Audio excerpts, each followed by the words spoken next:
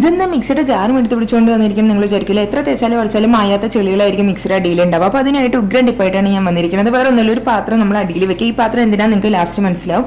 അതിലേക്ക് നമ്മൾ ജസ്റ്റ് ഒരു സ്പൂൺ ബേക്കിംഗ് സോഡ ആഡ് ചെയ്ത് കൊടുക്കുക. പിന്നെ അതിനുശേഷം ഒരു ഡിഷ് വാഷർ ലിക്വിഡ് ഏത് വേണമെങ്കിലും പ്രില്ലോ വിമ്മ ഏത് അവൈലബിൾ ആയിട്ടുള്ളത് അത് കുറച്ച് ഒഴിച്ചു കൊടുക്കുക. ഒരു സ്പൂൺ 1.5 സ്പൂൺ, അതിന് കണക്കൊന്നുമില്ല. അതിനുശേഷം കുറച്ച് ഹോട്ട് വാട്ടർ ആഡ് ചെയ്ത് കൊടുക്കുക, നല്ല തിളച്ച വെള്ളം ആഡ് ചെയ്ത് കൊടുക്കുക. ഇപ്പോൾ മനസ്സിലായി ഞാൻ എന്തിനാ പാത്രം വെച്ചിരിക്കുന്നത്. എന്നിട്ടൊരു ജസ്റ്റ് ഒരു 10 മിനിറ്റ് നിങ്ങൾ വെയിറ്റ് ചെയ്യുക. അതിനുശേഷം നമ്മുടെ പഴയ യൂസ്ഡ് ബ്രഷോ അല്ലെങ്കിൽ പുതിയ ബ്രഷ് ഏതാ ഉള്ളത് ആ ബ്രഷ് വെച്ചിട്ട് നന്നായിട്ട് ഉരച്ചു കൊടുക്കുക. അതിലത്തെ ചെളി ഫുള്ള് പോണ വരെ.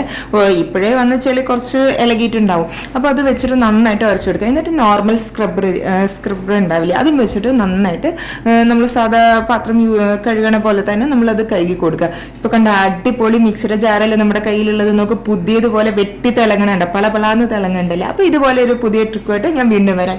By, see U.